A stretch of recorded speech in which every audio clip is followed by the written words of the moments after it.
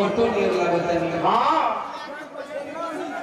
अच्छा तनी सीना के टाइट कर दे रे। सीना टाइट करी पैसा का भेज दे।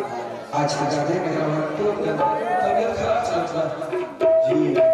अरे भगवान से प्रार्थना कर के रहोगे दुकानदारी एकदम धकाधक चल रहा। तबीयत खराब चलता तबीयत के होके खराबे ना हो फिर बहुआ खराब चलता दाहिना हाथ उठाई तो इतरे राजा आर्चर से इन बच्चे के लिए कम से कम एक बार आप लोग ताली बजाइए। इतना साहस तो किए हैं आपके बीच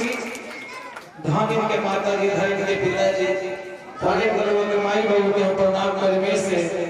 आत्मा सुंदर छोहारा इसे आत्मा सुंदर पुत्र के जन्म जो माई देनी है माई ए भैया शांति से हरा करी ना काहे हरा लखनलाल जी राजा जनक के तरफ इशारा करके भैया भैया धमोस के खातिर बहुत तरह के धरती में से खाली बा रउआ के आगे मिल जाए धमोस के उठा के कोई भी मिल जा सके तो अब कहले है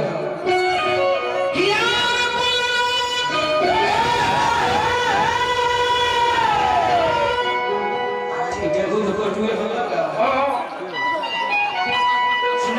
सीना टाइट करी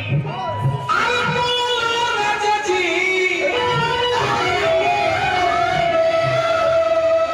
अरे अब जोना बोली हा राजा जी का कहला त नहीं जाना अरे भैया के फिरताई अरे राजा जी होली का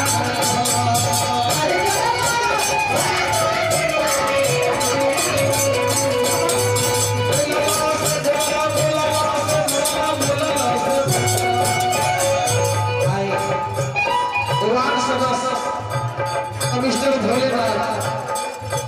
हाँ हाँ औलाद बैंक की तरफ से हजार रुपया मिलल अरे बहुत आशीर्वाद बा औलाद सदस्य मन भोलेनाथ नामो भोला कामो भोला 51 रुपया आशीर्वाद बा मोहम्मद मंजूर की तरफ से पुरस्कार मिलल सब लोग के हाथ में नगद बा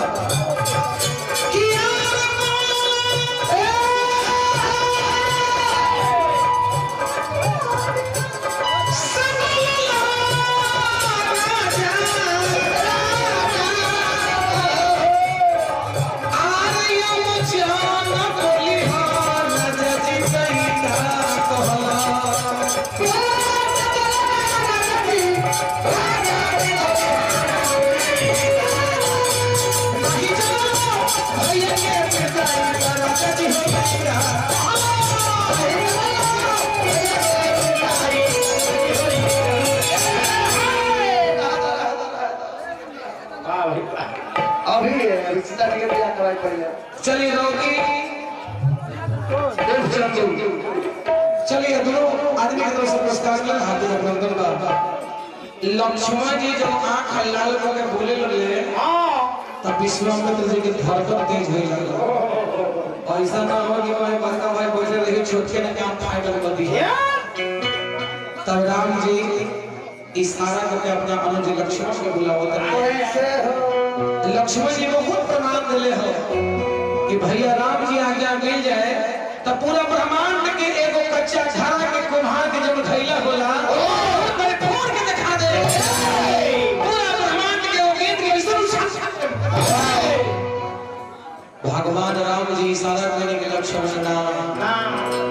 गुरु जी के आदेश के बिना हम कुछ ना कर सकेंगे। तब राम से गुरु विश्वामित्र बाबा कहते हैं कि का बरसा जब कृषि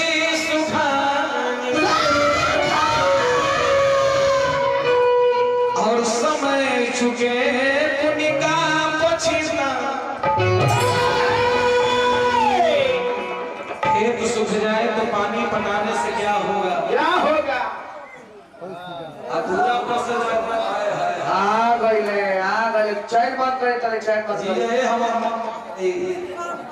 भगवान करे कैसे रहे तुम खुश रही जहां रही रमन रही यही कहानियां रही बढ़िया होल के आनंद उठावत रही भाई बंधु के आज जब धंधा चला तो खूब आमदनी होके बढ़िया वजह से भाई रही है कथा करे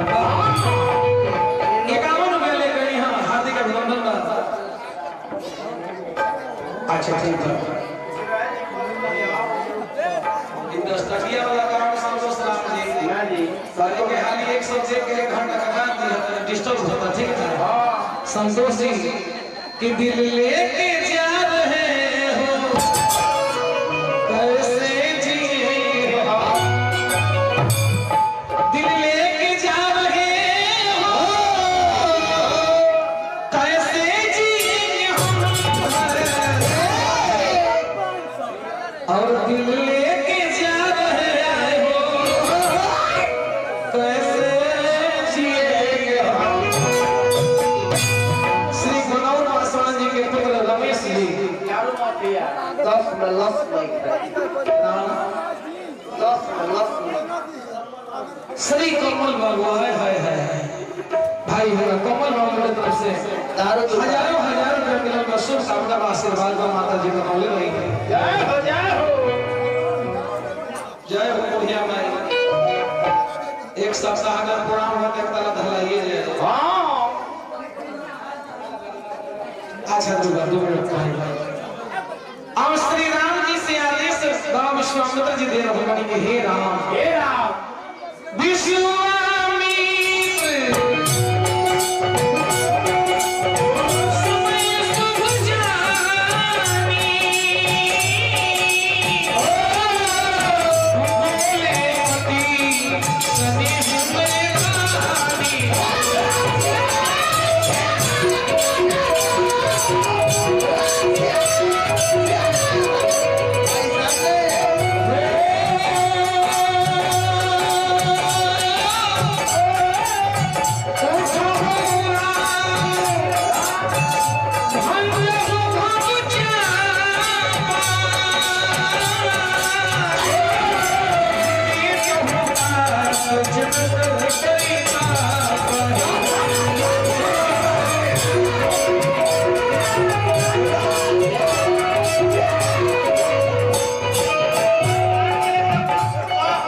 अच्छा देखिए हमरा मोंटू भाई के मौकी मोंटू भाई के मेहरानों के तरफ से 51 रुपया हमरा के मिलो अरे वहां के भी कोई छोटे लोग लगता नहीं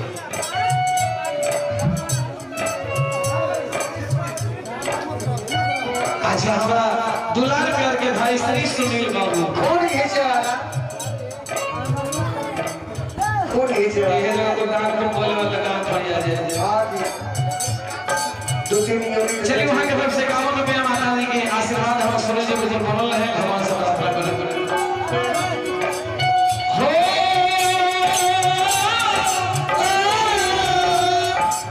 जागी रही भावना जैसी भगवती देखी दिन ऐसी